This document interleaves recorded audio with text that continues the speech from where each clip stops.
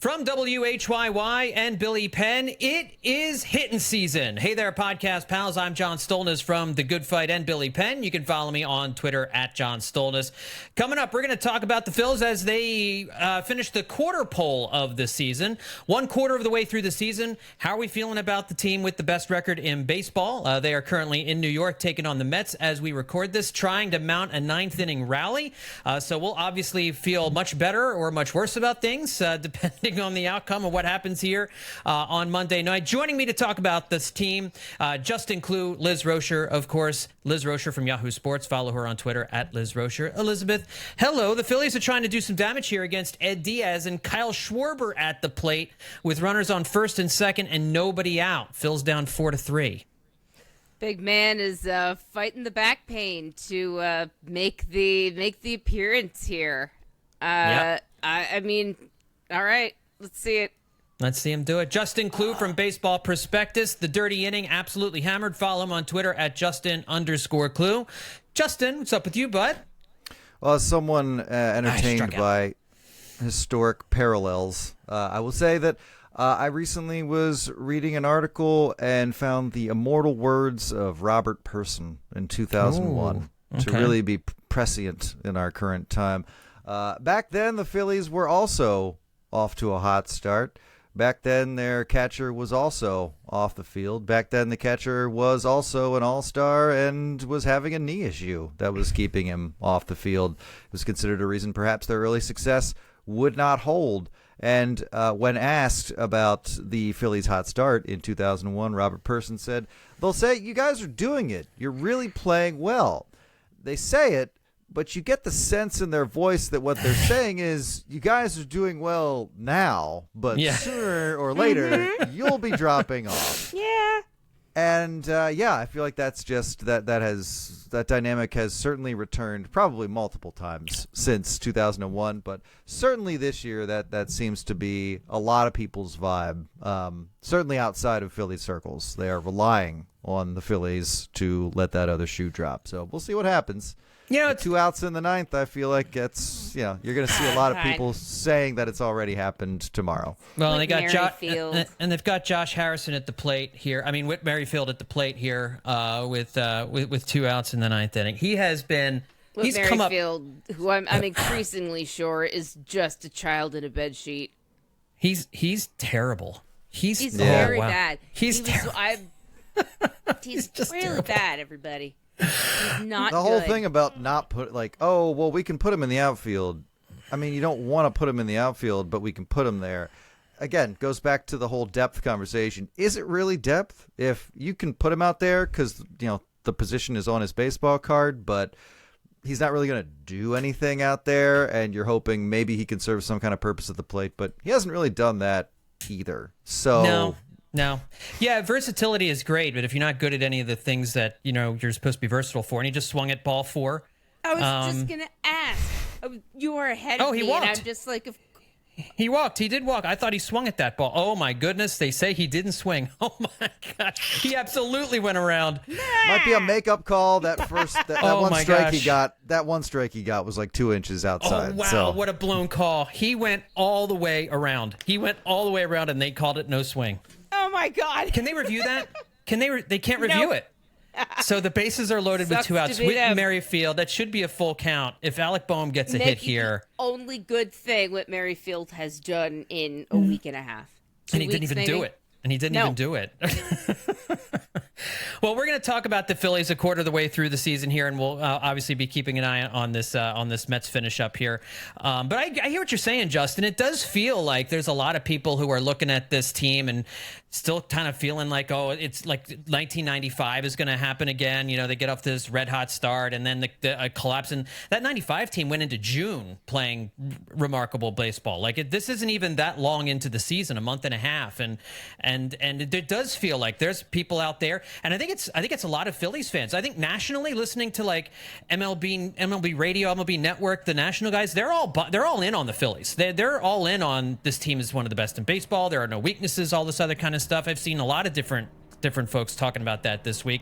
Phillies are up to number 2 in the MLB.com power rankings. So I mean, I think it's a lot of Phillies fans that are really just that's what's driving it, I think. Yeah, I think so too. I think the discussions kind of turned to like, well, why is that the feeling? And I feel like the answer is because the team has been doing so well without any glaring weaknesses. There are weaknesses, there are vulnerabilities in this team, but I think when they just they're winning a lot and they're doing well. Sometimes if you can't pinpoint an exact issue, people just try to get ahead of the disappointment. It's like, oh, this is so exciting. They're winning. They're in first place. They overtook the Braves. Like, this is fantastic. And it's so early in the season. All you're thinking is, well, when is the fun gonna stop? And I got to get ahead of that emotionally, or it's going to be like a really unpleasant slap across the face. It's a very common practice. We've seen it a ton of times. It's just we haven't seen a Phillies team like this in a long time. That has gotten off to such a hot start. And has a pretty filled out roster. Again, I say there are weaknesses, but there are no like glaring and obvious ones. Though I think, and we're going to talk about. We're going to talk about that a little bit. One of those, some of those issues are just baseball. Right. Well, and just baseball just happened. Alec Boehm got hit in the hand with a pitch with the bases loaded. So with the tying run scores, they were looking at his hand. He's still wringing his hand out. So yeah, they get the tying run, but does the fun stop right now? When Alec Boehm's finger gets smashed into smithereens by a pitch from Edwin Diaz, who throws pretty hard. And I think that's what we're seeing right now with the Phillies. They finished the quarter mark of the season coming into the game here on Monday with a Major League best record of 28-13 with a 2-game lead on the Braves in the National League East. I saw this today on MLB Network. The Phillies have increased their postseason probability more than any other team in baseball. From the start of the season, it was at 54.6% odds to make the playoffs according to Fangraphs. It's 93.8% coming into the game on Tuesday. So that's an increase of over 39%. That's more than the Brewers, who were second, Orioles third, Cubs fourth, Royals fifth. So the Phillies are putting themselves in a great position. And I guess it is interesting that this is a team that's been to the playoffs 2 years in a row. They've been to a World Series. They got to within one game of a World Series. And we still don't believe, I think, in a lot of ways, that this team is for real. Like that the record that they've put up is actually for real, Liz. And I think it is a little bit mystifying. These are good players. It's a big payroll. Like why are we acting? Why are some Phillies fans acting? Because I'm not acting this way. I believe that this team is absolutely for real, and that they're not going to play at a 680 clip all season. But it probably is a 95 to 98 win team that we're looking at here. It feels like it hasn't happened yet. We haven't seen a team actually carry it through from start to finish. Well, middle well, finish this group well. of players, yeah. This group of players particularly. And so we're all waiting for them to prove to us they can do it. And it's not that we don't believe, it's that we've all been here before. Show us. I don't think it's not about not believing in them. It's wanting, it's staying optimistic that they'll continue. I'm having a really hard time paying attention right now. Because Bryce Harper's at the plate with the bases loaded and 2 outs right now. Well, I mean, you mentioned the last 2 years, and those were two different teams. Like, we're talking about the same core players, but they are in different situations. Guys are hurt or available at different times. And, that does have some differentiation between like, oh, well, this team went to the playoffs. This team hasn't done anything. This team's only going to exist once, and it's going to be this year. And we've already seen the ways that this team is different in that we lost Trey Turner for 6 weeks. They're keeping Real Muto and Schwarber on the bench coming into tonight because of various ailments. Alec Boehm got hit on the hand while we were talking.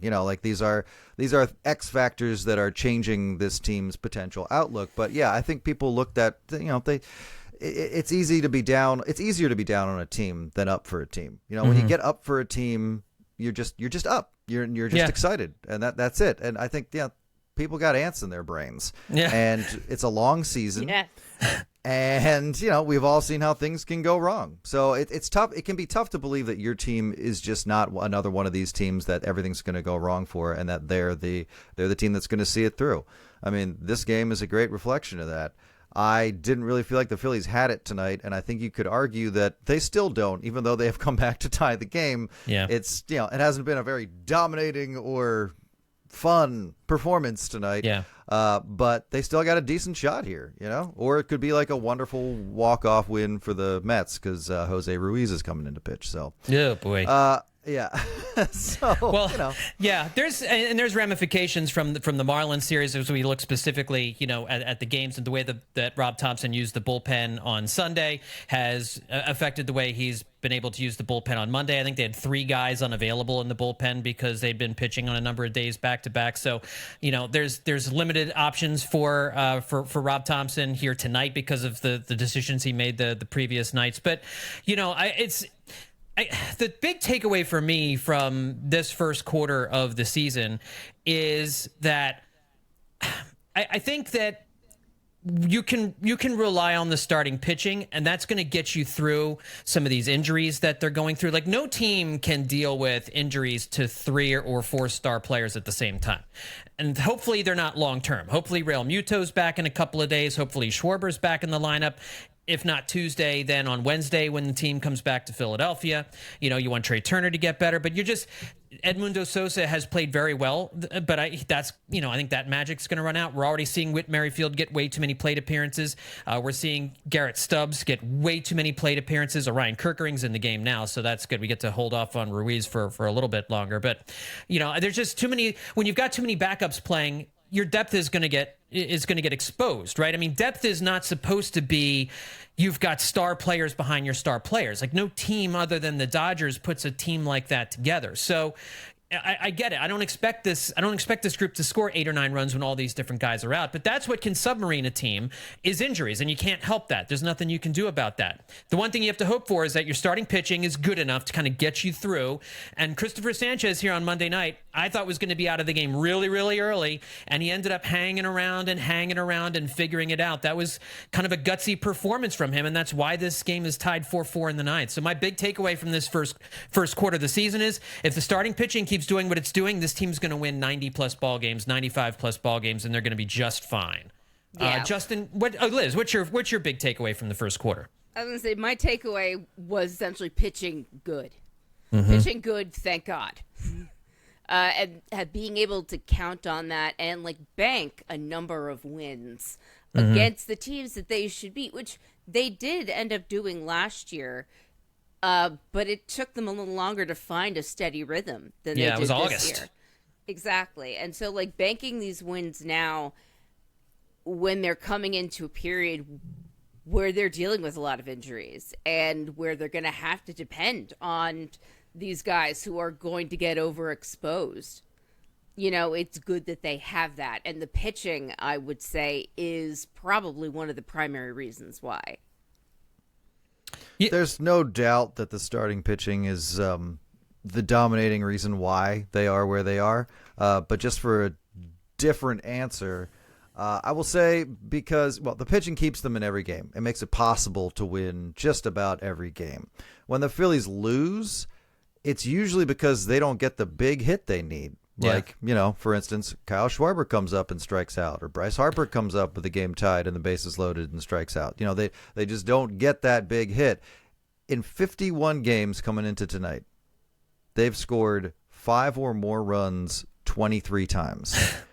In those games, they are 21-2. Wow. That's exactly when they right. When they score 6 or more runs, they are 14-1. And I think the one loss was the walk-off loss to the Marlins, which they only lost because I'm going to credit that to being on the road in extra innings with that ghost runner on second. Who I'm the biggest Gregory Soto hater out there, but that loss wasn't on him. He didn't put that runner on second, and the ball just took a weird bounce and trickled to where there just were no infielders, and the Marlins walked it off. So that's the one time they lost, having scored 6 or more runs. In games where they score at least 7 runs, they are 13-0. When the Phillies score, the Phillies win. And part of that is because of the offense doing what it's supposed to do, and part of that is because the pitching has kept them in the game and given them multiple opportunities to score. So I will say, the pitching has to be the biggest takeaway, but you can also make the argument that when the Phillies score 6 or 7 runs, they got a really, really, really good chance of winning. And they're doing that more frequently than I think we expected them to score that certainly many this runs. early.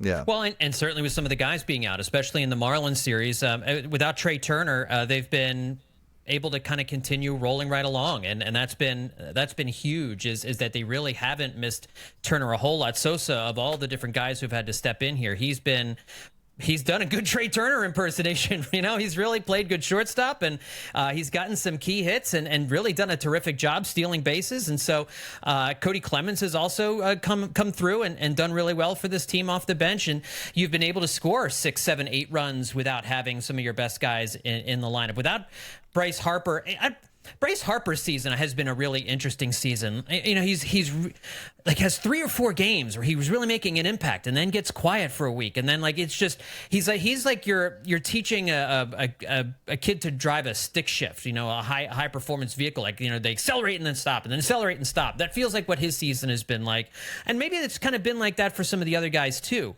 But they've been doing it enough to score enough runs, and you're right, with the pitching the way it's been good enough, and you can't argue with the numbers, with the results that we've seen so far here through the first quarter of the season. And I've heard a couple people talking about the Phillies, especially on a national level. What are the Phillies' weaknesses? I think we have a better sense as we watch this team every day that this team does have weaknesses. But, you look at the offense, they're scoring, they're top 5 in runs scored, batting average, OPS. The starting rotation obviously is what it is. You've got a bullpen that's full of hard throwers that really, generally speaking, do a good job generally. It's a couple of guys, but, every bullpen's got that. Justin, what are this team's weaknesses? Like, if you could point to one specific weakness, what is the biggest one that this team has, do you think?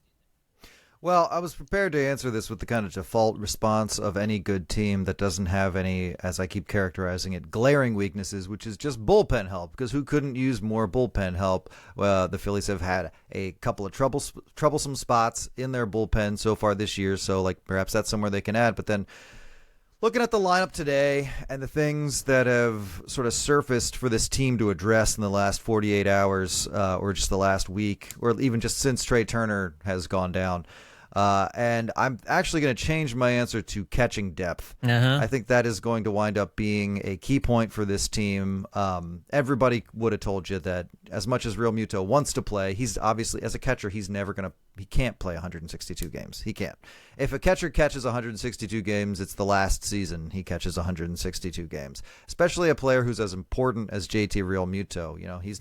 He's not like other catchers. He can do 2 things. He can do more than just be like the very valuable field general, pitch management catcher that some teams do have, but he's also able to contribute offensively too.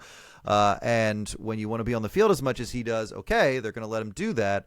But, we've talked about it before. Garrett Stubbs is nowhere near what JT Real Muto is. You're also not expecting to get another JT Real Muto as your backup, but they just don't have a guy who can fill that role for any length of time. Like if they found out, we're losing him for a length of time, not just, he's getting a rest day. Garrett Stubbs just isn't the answer there. Not if your intention is we're going to make the playoffs and a couple other guys are also missing times with bumps and bruises and stuff. Like it was great. He had laid down a bunt today, drove a run in. Like he's a great bunter. And he obviously has tons of likability and we all love him. But as far as like being an everyday catcher, he's just not. And organizationally, the Phillies don't have much going on behind him. Rafael Marchand. And, this would probably, if you were talking about a more lengthy JT Real Muto absence, this would be a great spot for a Logan O'Hoppe to slip in. But obviously, we're all glad that Brandon Marsh is here instead of Logan O'Hoppe. So I don't know what the answer would be there. You'd be going out and looking at a market where you're not trying to poach some like last place carcass for their veteran starter, because that's not, you don't want to overcorrect and have a guy who's going to be better off starting or thinks he should be starting as your backup. You don't want somebody who it's not worth to go get and replace Stubbs because he's generating the same amount of output anyway. You can't just look at the White Sox and be like, Martin Maldonado, he's terrible. Shea Langoliers, he can't really hit. You can't pick apart these last place teams the way that it's projected the trade deadline is going to go at this point. So I unfortunately there's not a clear answer there, but fortunately we are getting a little bit ahead of ourselves talking about these being like even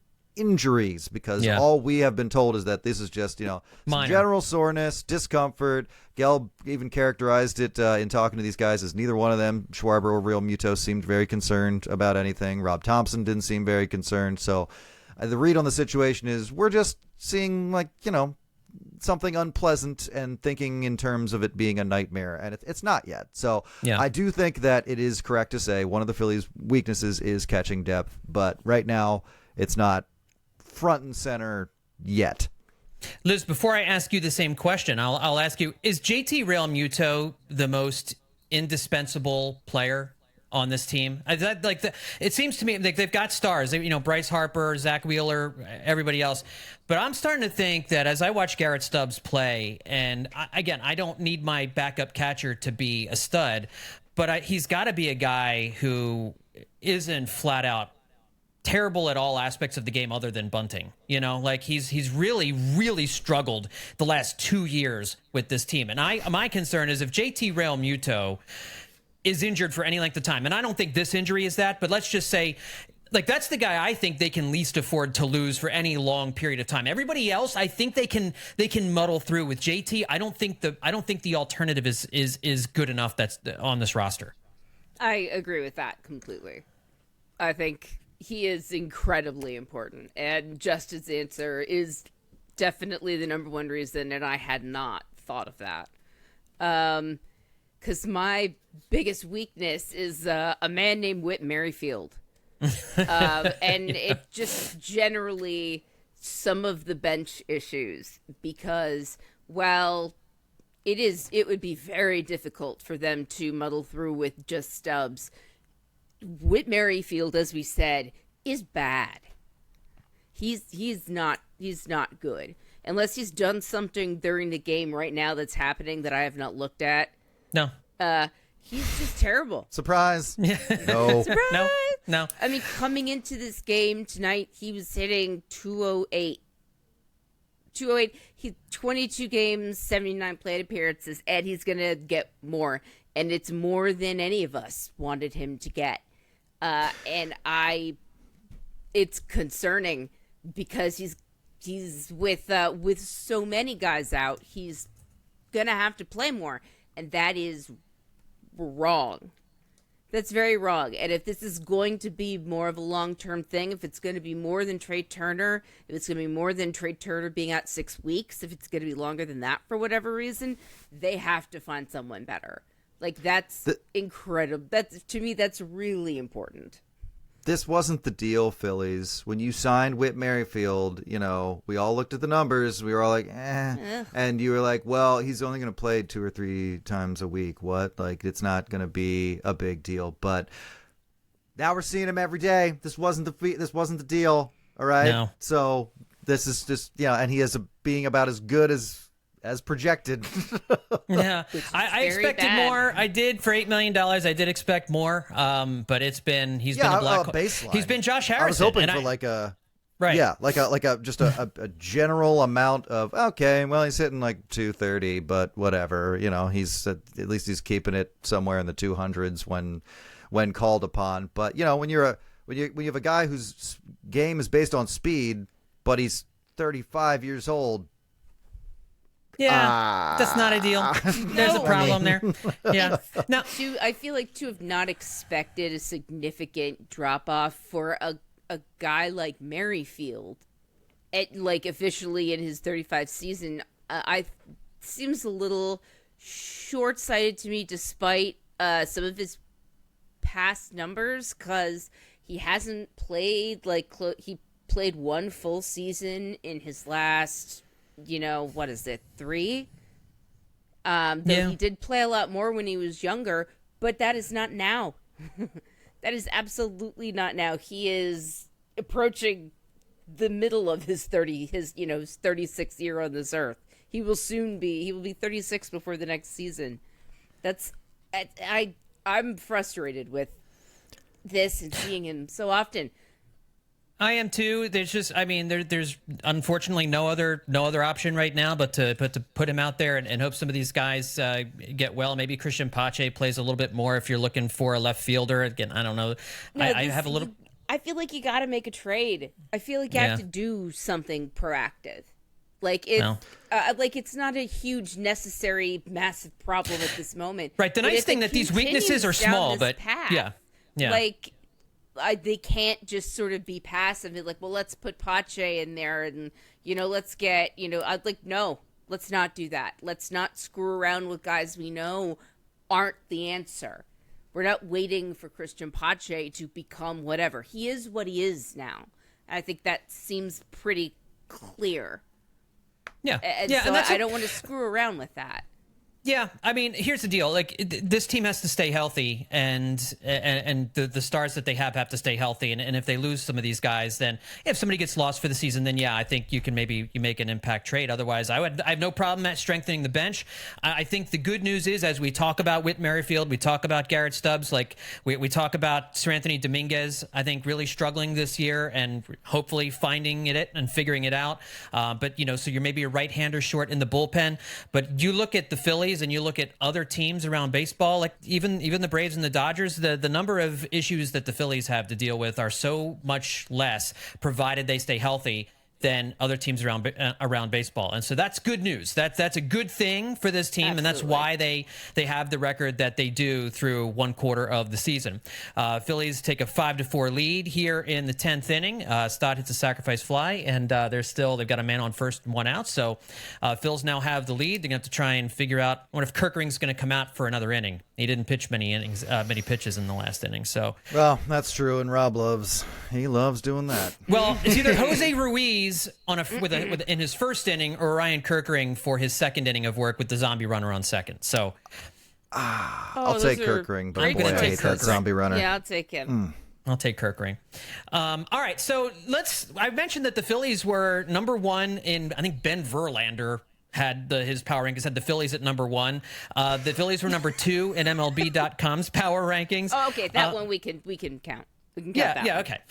Listen, I just threw it in because it's with Fox Sports, okay? It's a Fox Sports power ranking, and it's Ben Verlander and all that. Who cares?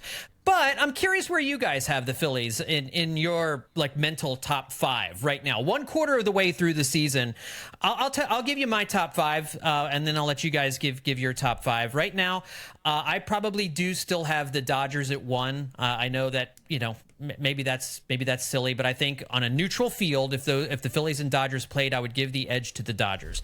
Dodgers Coward. won. Shut up. Dodgers won.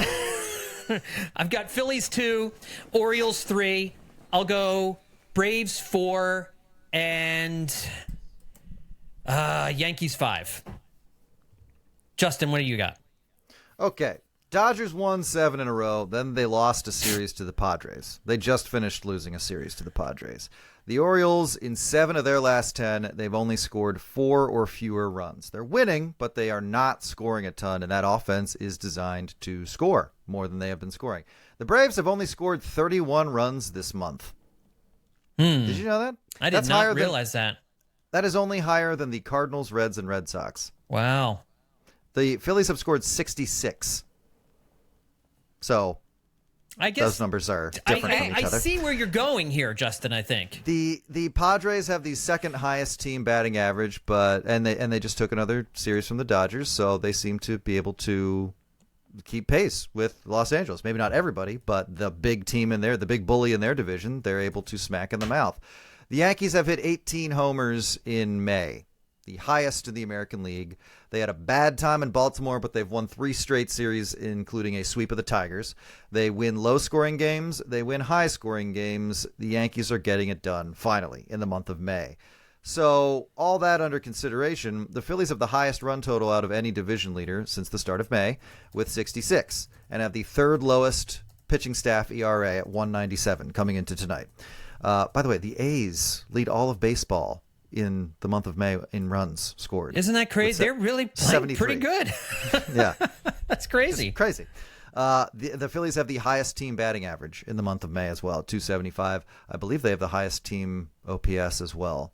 I could be wrong on that, but they have the highest on-base percentage, and they're 5th in slugging.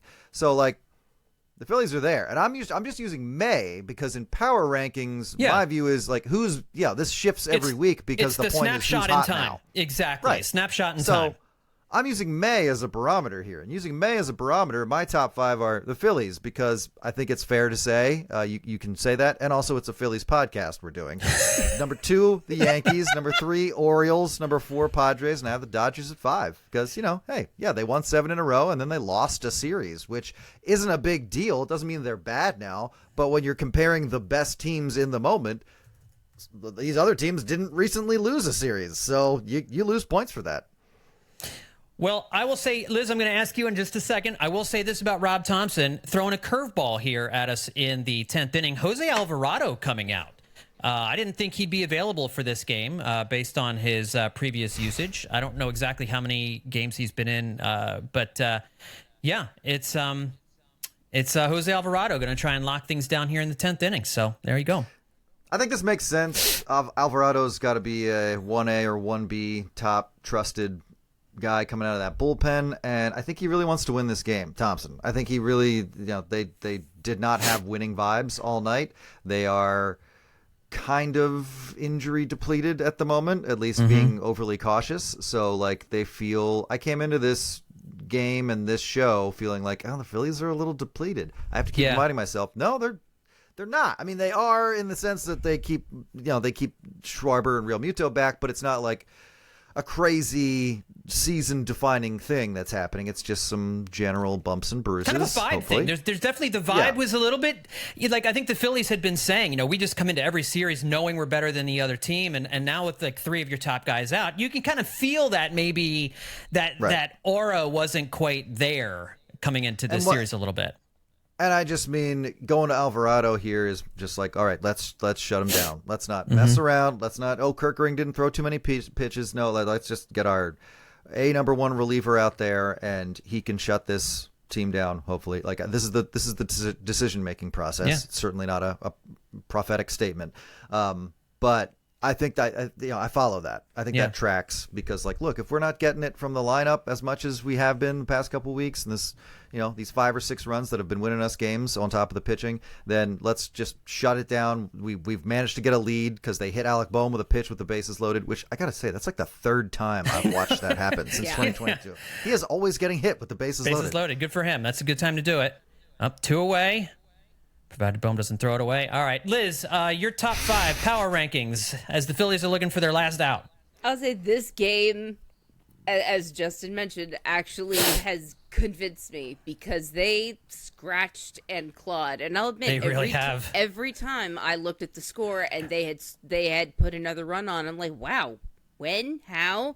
They have looked kind of punchless, but they're getting it done, and that's what you have to do. Well, the Mets didn't put them away. The Mets should have put them away in the 3rd inning. This game is not over. I gotta say, this game is not over. We're talking about it like it's over. No, and I don't mean to. But even if it does end up slipping away, to me, the way they showed up in this game really did impress me. And Thompson not wanting to screw around, because that's constantly my worry. Is that he wants to get a little too clever, a little too fancy with it. No, you don't have to put the cherry on top. It's fine the way it is. And Alvarado's pumping 100 miles an hour on the inside corner. I mean, he looks locked in tonight. He's feeling it. He doesn't want to screw around with this either, because the Phillies feel like they're in this great position where they can make a statement. And it's good to see that everyone is on board with that. This isn't just another game in May because, they've got a couple of guys out. This is a chance to, bank another win for whenever they go cold in, July or whenever. Because it will happen. And it'll be tough, and they'll need these wins. Well, divisional rival games, too, mean a little bit more. They haven't really played their NL East teams, but playing the Mets means a little something more. It does, because they have lost so much. Ball game. Ah, thank God. That ball looked like it was going to drop in center field. Alvarado jammed him. It looked like it was going to fall in, but he gets the save. Man, big win for the Phillies. I can't believe they won that feels game. like a big win. That just does. It does. That convinces me. And I have always hesitated to put the Phillies at the top for a lot of reasons. But I feel like that time has to be over. Because all right, I'm putting the Phillies at the top of mine too. They spent the last 6 weeks proving to me and to all of us that they have what it takes, even when things aren't ideal. And that's sort of the mettle they haven't been able to show. Got to be able to win more than one way, I think. Yeah, Yes, that's great. exactly. I think you forget that. I don't mean you, anybody here. Just in general, that gets forgotten. You said me. And by me, too. You know, that's like, Yeah. I had to mention the Yankees, you know, they come out and they can thump teams, but they also won a couple like 3-2, 2-1 games. You know, that's how you string a bunch of wins together. And that's why this win does feel big. They really had to reach down and grab that one. They were winning for one half of an inning, and then they were losing until the 10th in this game. And then they finally, crazy. they tied it up, or until the 9th, I guess. And they tie it up on like a bases loaded hit by pitch. They scored their first run on a Garrett Stubbs bunt, like drag bunt. Yeah, this was not a hard hitting. This was like, they scored 5 runs, but this is not one of those games that I mentioned where it's like, oh yeah, and then they won because they scored enough runs. Like, no, they like Liz said, they had to fight tooth and nail for every piece of offense in this game on the road in extras, which is the reason I'm thinking they lost in Miami, because they were on the road in extras and the home team only had to knock in a runner from second base, and that was it. And that was what was going on here too. And they managed to, like you said, Alvarado was locked in and they got the offense they needed. One thing about this team, they are really passing the torch offensively. And because no team has 9 guys hitting the crap out of the ball for 162 games, that's also a really important characteristic that you can trace it from Marsh to Bohm, and now Stott's heating up in a big way. Yep. You're seeing that kind of like bottom of the order or lower in the order guy. Like, there's always somebody who's able to come up and be the guy who is like the perfect one to have at the plate in that moment. And Stott is he's coming around. This seems like it's going to be his month. To him That's for depth really of a different kind. Staying with it. Yeah, really. That's a great point, Liz. And that's depth. We talk about depth as being like, you know, who's on the bench. The lineup itself is deep. Like that's maybe a more important kind of depth that the Phillies have that other teams don't have, is that you do have different guys, like 7 or 8 different guys who can carry this lineup when other guys get cold. And Bryson Stott, there was few players as cold as he was through the first 4 weeks of the season. And now over the last couple of weeks, he's figured it out. He's gotten absolutely red hot. So he's the guy you want up at the plate now all of a sudden. If there's a big clutch moment where you need somebody to do the right thing, in the 10th inning, he got down 0-2 quickly on two fastballs that were very hittable, especially the second one. And he kind of, after the second, was like, oh, crap, I should have wailed on that thing. And he didn't, but he recovered. He got to, I think, to a 1-2 count and hit a fly and did his job with the run around third and nobody out. Hit the fly ball to right field. The Phillies took advantage of the fact that the Mets were falling over themselves. Edwin Diaz couldn't throw strikes. By the way, Jason Stark mentioned that the last time Edwin Diaz blew a lead of 2 or more runs in the 9th inning was in July of 2021 in Pittsburgh, 50 saves ago. So Edwin Diaz doesn't blow 2-run leads. Yeah. Well, he does when Bryson Stott's playing, because the Phillies scored 5 runs tonight, and Stott scored or knocked in 4 of them. So, Liz, I don't think we ever got your top 5. You have the Phillies at the top. No, I'm do you too have busy swooning over like Alec Bohm and Bryson Stott, like being the guys that we hoped and wanted them to be. Like, this is now like 2nd, 3rd season that they're here and that they've showed up. Like, we can trust them, and they're the difference makers for the Phillies. They are what makes them different and better than other teams. It's beyond that, I would say, I don't remember what anyone else said. Yankees, Dodgers. There's the O's. There's the. No, I'm looking at the thing. I'm looking at. I would say the Orioles. I continually. I think, as Justin said, I just don't trust them. I just don't trust anything they're doing. And my gosh, the Guardians maybe. The Braves are thumbs down for me.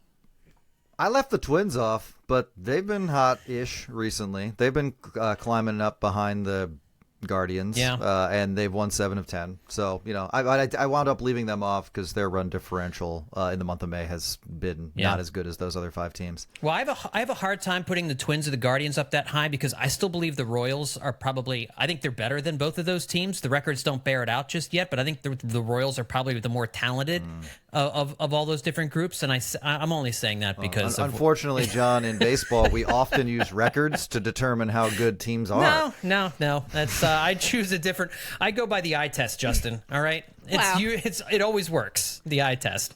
So, yeah. Question for you guys: there are only 2 teams in Major League Baseball right now, as of this moment, who have won more than 1 game in a row. Is that right? At this very moment, not knowing how the rest of these games have turned out, but at this very moment, so coming into tonight. Are you asking us to guess them? Yes, and you might not. The A's. One more. The White Sox? No, the Giants and the Rockies. Coming into Rockies Monday, the Rockies have won 4, the Giants have won 2. Everyone else came into today, I believe, without. Yeah.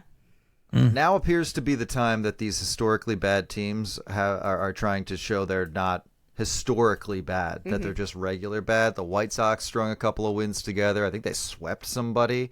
The Rockies are now stringing some wins together. I still have full confidence that the White Sox are going to be one of the biggest abominations in baseball history this season. But the Marlins are they could abominate. They could abominate them. I forget how very bad the easily. Rockies are. They won 4 in a row and still have 12 wins.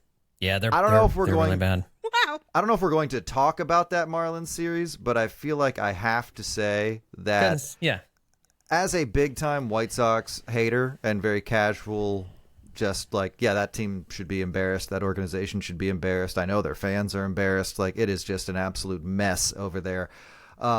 Watching the Marlins, as I hadn't really done up to this point in this series, they looked so much sloppier than even the White Sox. Yep. They couldn't. I'm talking like, I think it was when Jazz Chisholm threw that ball from center field to home plate, missed every cutoff man. Even Tom McCarthy was like, their defense is terrible. That's like a direct quote from the broadcast. If you And he McCarthy saw some pretty terrible defenses by the Phillies over the last few years. Yeah. So, yeah. And it was Christian Betancourt was coming up to the plate, and McCarthy was like, he's hitting a little better lately. Well, for him. Like, he was like not holding back on this team is a joke. And they are. They are a joke.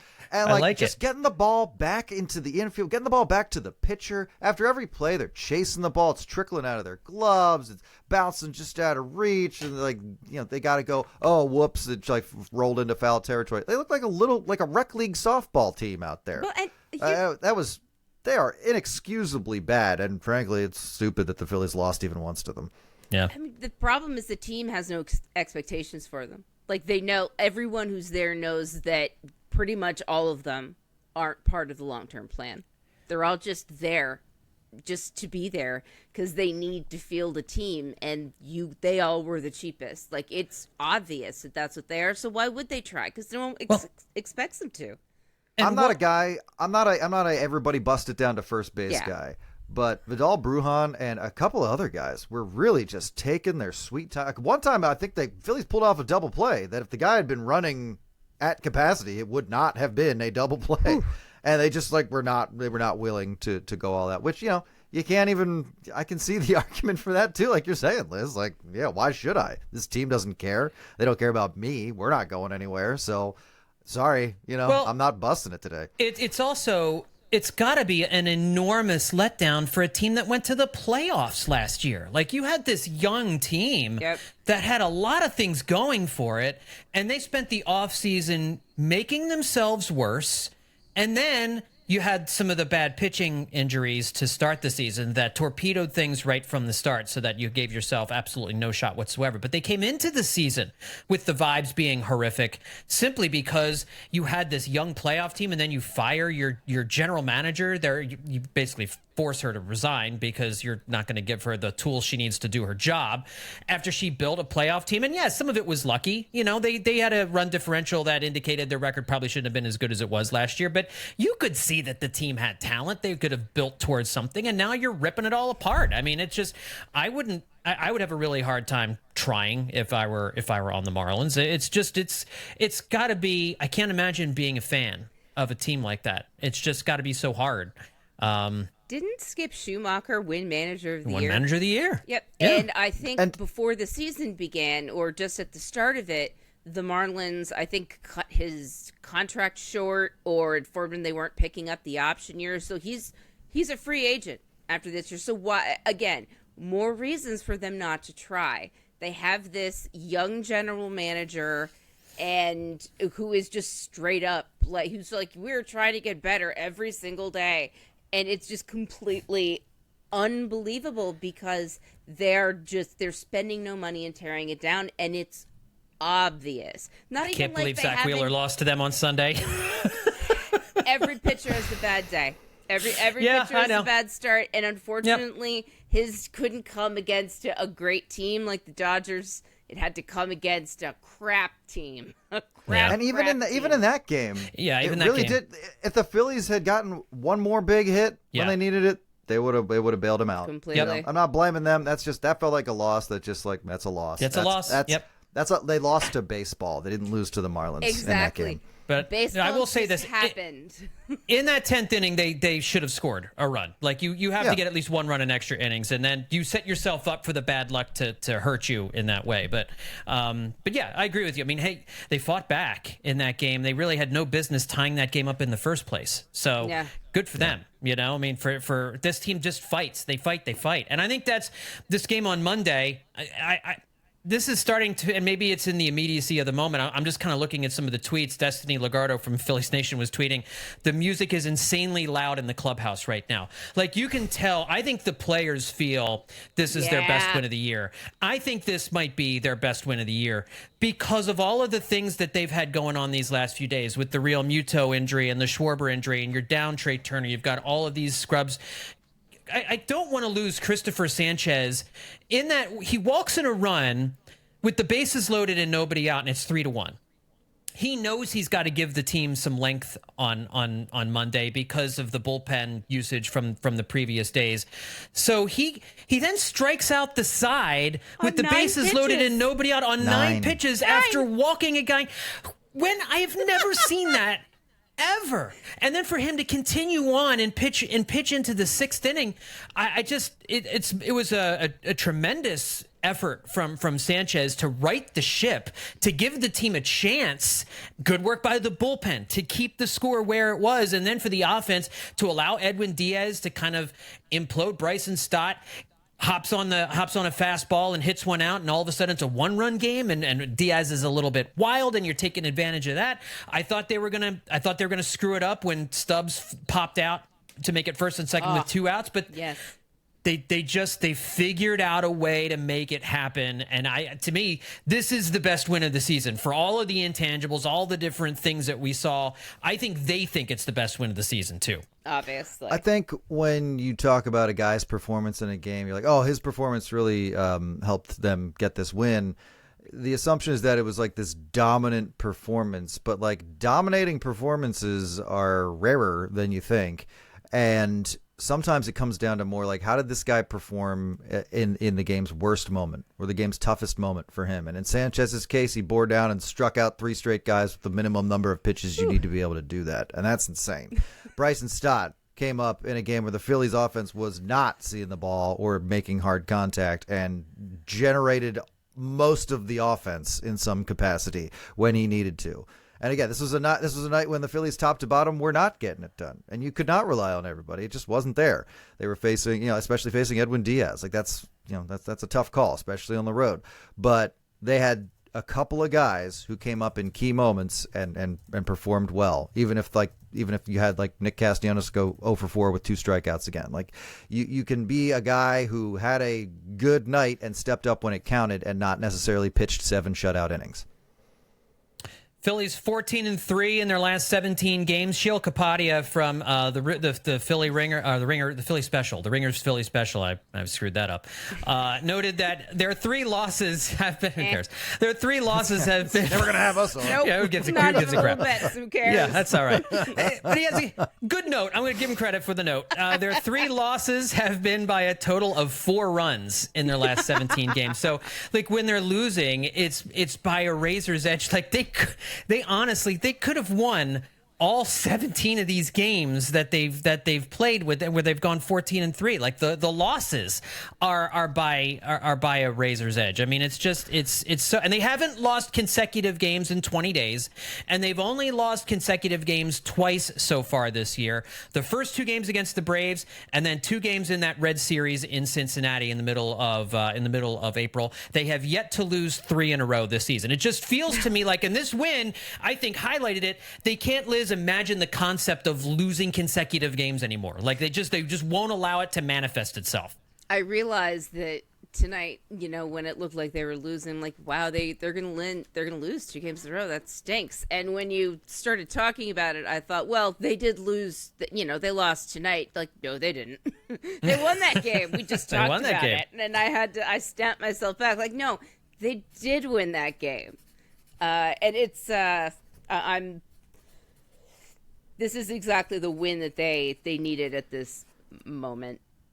This is why the loss to the Marlins doesn't stick in your craw for too long, because the problem with that loss is if it's indicative of, if it's part of a trend, if it's indicative of a weakness with the Phillies. But we've seen them win that game so many times that the fact that this time they lost it for, again, basically just baseball reasons, that's not worrisome. That's disappointing, but it's not concerning, because it doesn't indicate, oh yeah, they're always going to lose that game. No, that's just a game they have won a lot when they're in that spot. This time they just didn't. That's just, a long season. And we talked earlier in the podcast about weaknesses on this team, and certainly there are things that to keep an eye on, things that you want to get better, but I think if you're looking at a strength, we're seeing, yes, they are talented, but they're playing with the kind of heart, and they're playing with the kind of I don't really know what the word is, but that same stuff we've seen in Octobers in years past, we're now seeing it at the start of this season. And they're just here in mid-May, and I know lots can happen. Injuries are certainly a little bit worrisome right now. I don't have a high level of concern with the injuries. The Phillies don't either. But they just have a feeling to them. This team just has a feeling to them. Would I be saying this if they lost this game here on Monday night? Probably not. But it was such a character win, and it just doesn't. It just feels different. It does. It feels a lot different. It feels like, for those of us who went through 1993, it feels like the start of the 93 season. Like, I remember in the 93 video, Harry Callis saying they are pulling off unbelievable wins in all kinds of crazy ways as they just figured out coming back from 8-0 down against the Giants, winning games at 4:40 in the morning. I mean, just like, it was one of those seasons where they just had the will. They found a way to do it just about every single night out there. And that's, you can talk about weaknesses. The strengths of the Phillies right now are piled up so much higher than the stack of weaknesses. We've talked. Okay, we were only talking about weaknesses because you brought it up, for the record. You wanted to, though. No, you DM'd me before the show. Not. John, we're going to make sure we talk about the weaknesses in the first quarter, right? And I was like, okay, whatever, fine. Folks, this is a tissue of lies. I can't stress that enough. Right? I don't even have John's phone number. He won't give it to me. So there's no way we could have communicated. It's because he's always asking for the net. He's always wanting me to figure out what's wrong with the team. I don't have time for that. Well, John's like fast asleep in his bed. It's 3:30 in the morning, and then it rings, and then it's just me on the other end going like, just worried about this catching depth. Do you think about that? There's just nobody backing up real detail. What if something goes wrong? It's like you put a sock over the receiver like it's 1958. Yeah, were you trying to not let me know who you were, or were you under the covers? Like, was the phone on one end of the... I am under the covers, yes, in like a blanket fort situation. But it's called clandestine. operations, John. Maybe Right, learn but a if little the bit. phone is with you under the covers, you're not going to sound muffled. It would only sound muffled if I were in the room with you on the outside of the covers. Well, you'll have to answer the phone and find out how I sound. Fair enough. John? That's a fair point, Justin. That's a fair point. Next All right, I don't time know on we have As any- the World Turns. We don't have anywhere else left to go here on this podcast. I had so many notes written down, but this the win here on Monday just makes them all kind of rendering them moot. And we're 53 minutes in, so let's go ahead and wrap things up here and enjoy this this big win on Monday as we look ahead to this the rest of this 4-game series with the Mets. I did just want to mention it's a 2-2, 2 road games here in New York. They're going to go home to Philadelphia and play 2 games at Citizens Bank Park. It's kind of a weird schedule. It's because of the London series. Basically, the 2 games they'll play in London will act as the home game that each of these teams is not getting here in these series here. So the schedule's quirky. The schedule's weird because the Phillies and Mets are going over to London next month. So that's why we're getting it this way. Let's do some final thoughts to wrap up the podcast. Elizabeth, final thoughts from you. Well, I spent the weekend with my family and wanted to give a shout out to my dad, who, as I'm going to presumably guess, watched the Bryson Stott home run at least 50 times now. And I also wanted to I wanted everyone to think about what's going to happen in a month when the Phillies, the loose end free Phillies, take a vacation to London. Let's think about what we're going to see and the fun we're going to have, and if someone like the Phillies social media department or NBC Sports Philly or Major League Baseball doesn't follow Alec Boehm and Brandon Marsh around as they, I'm going to assume, do touristy things all around London, it is a lost opportunity for us all. I think that would be fun. I'm more anxious to see Nick Castellanos in London, commenting on British cuisine. Yes. Go to the palace. I think that would be entertaining. It'd be more entertaining if he's hitting well when he's doing it. It's less cute when he's slumping. When they go to London, we're going to have to do like a whole segment on our favorite sort of social media or interview bit or something ridiculous that has come out of it, because they're there to play baseball, but they're also there to create ridiculous content. Oh yeah. And I am here for it. Absolutely. All right, Justin, any final thoughts from you, bud? 2 things. One is, I think we got to just stop assuming how Rob Thompson is going to use anyone, specifically Spencer Turnbull. Yeah, he's not going to tell us, and that's okay. You want to know what the plan is with Spencer Turnbull? The plan is to watch people go slowly insane as Rob Thompson answers that question with a smile and a nod moving forward. He's going to use him how he wants to use him, and that's how he's going to get used. The end. The other thing I want to say is Phillies High A affiliate Jersey Blue Claws had an off night tonight. I want to point out, however, they are undefeated in the month of May, so the Phillies aren't the only team that is hot right now. The Blue Claws, I think, are 11-0 in the month of May. Uh-huh. They have 3 guys hitting over 300. One of them's Justin Crawford. They got 5 guys slugging over 400, and one of them's Justin Crawford. So just there's some really cool stuff going on in the Phillies minor league system right now. We just had Josh Sperber, the voice of the Clearwater Threshers, on the show on Friday, and he talked about Aiden Miller and how crazy he's started the season. George Clausen, also in Clearwater, having a great start to the season. Gabriel Rincones Jr. We had Mitch Rupert on to talk about the home run he hit over the highway out of First Energy Stadium the other week. So there's some really cool stuff happening in the Phillies farm system right now. A lot of it lower levels, but just in general, there's some just interesting talent out there, so something to keep an eye on. MLB Pipeline just released their updated top 100 for Phillies on the top 100. One of them, of course, Andrew Painter, who isn't playing, but certainly Aiden Miller, I think, opening some They're eyes. just obsessed with Painter. They're They love obsessed Painter. much. Yeah, I know, jeez Louise. But yeah, check out episode 813 of Hittin Season that we did on Friday, and catch the Aiden Miller conversation. Very, very cool stuff. So, so hey, listen, we're coming off a great game here on Monday night. Phils will look to keep it rolling on Tuesday against the Mets before coming back to Citizens Bank Park to finish up the series against the Mets and then welcome the Nationals in. I'm going to be joined by a special guest this week to talk a little bit about the Nationals. I'll let everybody just kind of wait on that a little bit, but it'll be a lot of fun. So make sure you check out the midweek podcast as well. Yes, I thought I saw somebody getting ready to say something. No. Okay. No. Well, let's just wrap up the show then. Just sitting here looking forward to finding out who that guest is. Yeah. It's going to be very exciting. It's going to be very exciting.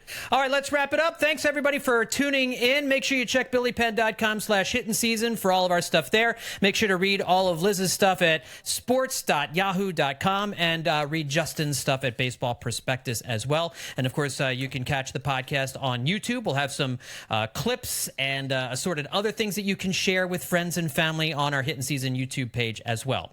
Thanks, everybody, for tuning in. We'll talk to you next time right here on Hittin Season.